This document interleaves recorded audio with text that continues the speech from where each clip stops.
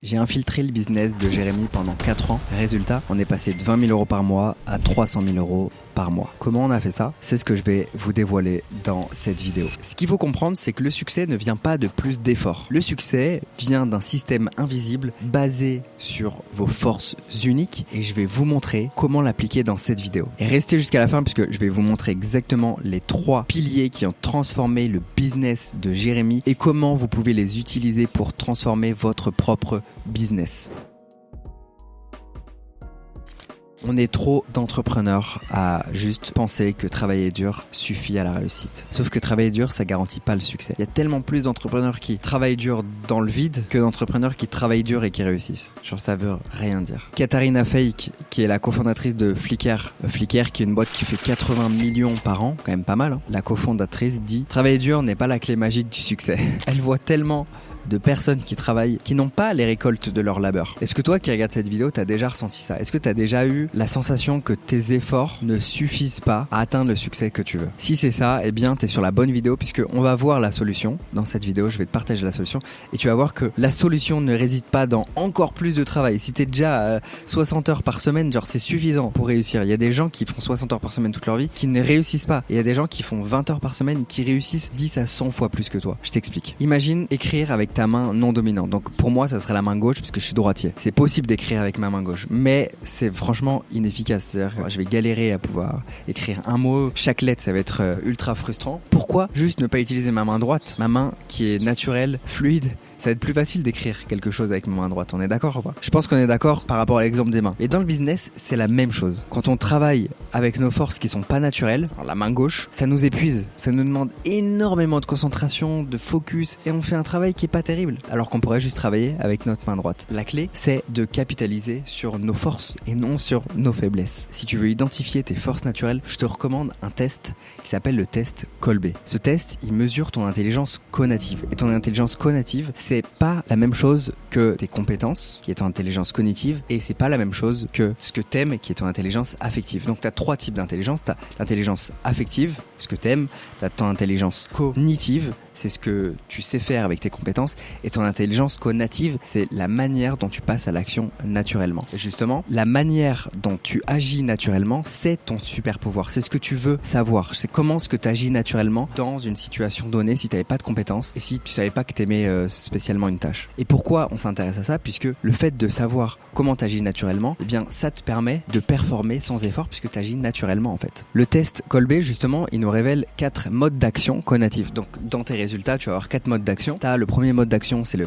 Fact Finder. C'est comment est-ce que tu vas chercher et collecter de l'information. Est-ce que tu aimes entrer dans les détails? Est-ce que tu aimes les données? Tu aimes les analyses approfondies? Ou est-ce que tu es plutôt simple et tu te contentes de quelque chose qui est simple? Tu n'as pas besoin, par exemple, de tout savoir, d'avoir accès à toute l'information avant de te lancer dans un projet, par exemple, tu vois. Le deuxième mode d'action, c'est le follow-through. Le follow-through, c'est l'organisateur. C'est comment est-ce que tu vas structurer et organiser les systèmes. Le 4e mode d'action, c'est le quick start. C'est l'initiateur. C'est comment est-ce que tu vas gérer l'incertitude, prendre des risques. Est-ce que tu es plutôt un innovateur qui est prêt à tester des nouvelles idées ou est-ce que tu es plutôt un conservateur qui va plutôt préférer la stabilité et éviter l'incertitude. Et le 4e mode d'action, c'est implémentor, donc c'est exécutant concret. C'est à quel point est-ce que tu es concret, pratique et t'aimes avoir des actions tangibles, genre tangibles dans la matière. Si on prend l'exemple de Jérémy et mon exemple et comment on travaille ensemble et pourquoi est-ce qu'on a réussi à amener le business aussi loin en étant complémentaires justement, bien on peut voir que moi je suis du coup dans les 4 modes d'action. Là ici,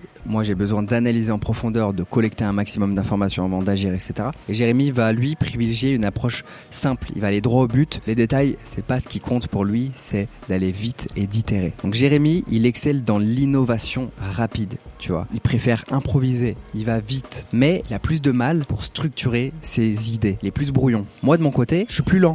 Quand j'ai une idée, j'ai besoin d'avoir plein d'informations, d'avoir l'entièreté du système ou de comprendre l'entièreté de la situation pour passer à l'action. Du coup, forcément, j'ai une approche qui est plus lente que Jérémy. Par contre, quand Jérémy a besoin de transformer ses idées en système pérenne, donc moi j'adore créer des systèmes, j'adore planifier, j'adore structurer, analyser, organiser, eh bien je suis là. Et là, on est complémentaires. Tu vois. Et c'est ce genre de complémentarité qui a fait exploser son business. C'est parce que Jérémy utilise ses forces et que moi j'utilise mes forces.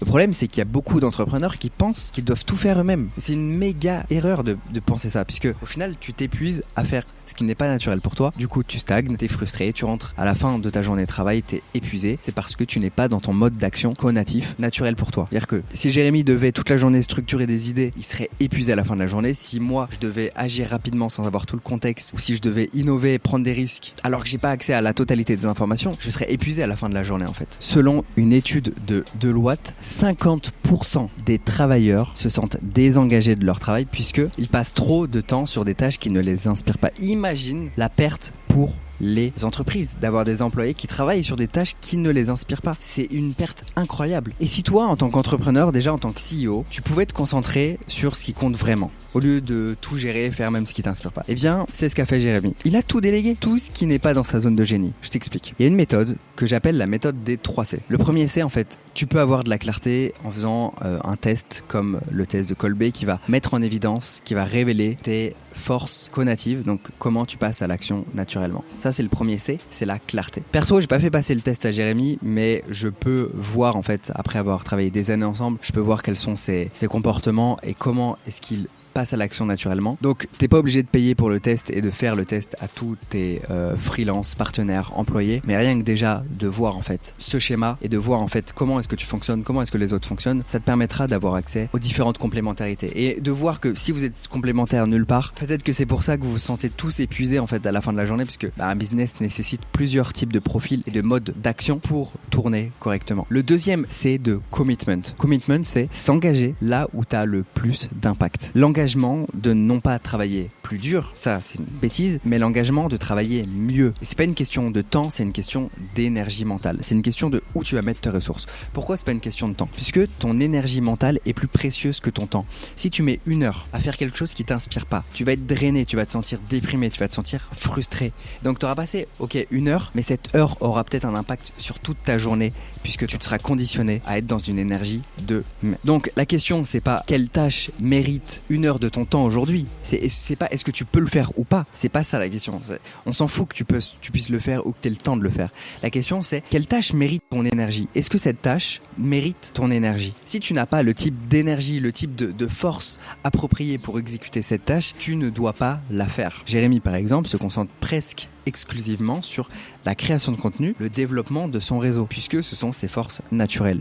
Le reste, c'est délégué. Le troisième C, c'est la collaboration, parce que je viens de te parler de délégation. Collaboration, le but c'est que tu crées une équipe alignée sur tes forces, une équipe qui se complète et que chacun soit dans sa zone de génie. Une équipe performante, comme je te l'ai dit, repose sur des forces complémentaires dans les 4 modes d'action cognitive du test Kolbe. Donc, complémentarité dans l'analyse en profondeur, une complémentarité dans la structuration et l'organisation, une complémentarité dans l'innovation et la prise de risque. On veut à la fois des gens qui sont capables de prendre des risques, mais également des gens qui sont conservateurs. Ça va faire le meilleur des deux mondes, parce que si tu prends que des risques, tu peux couler ton business, mais si tu es ultra conservateur, demain t'es plus là en fait. Donc il faut avoir les 2 types de profils. Également, dans le 4e mode d'action, exécution concrète, physique, tangible, on a aussi besoin de ces types de profils. Je te reprends l'exemple de Jérémy et moi. Jérémy, lui, va innover, il va improviser, il va aller vite, et moi, je vais structurer, je vais planifier ses idées pour qu'elles soient pérennes sur le long terme. Ensemble, on crée un équilibre parfait entre innovation et exécution, structuration. Il y a les 2.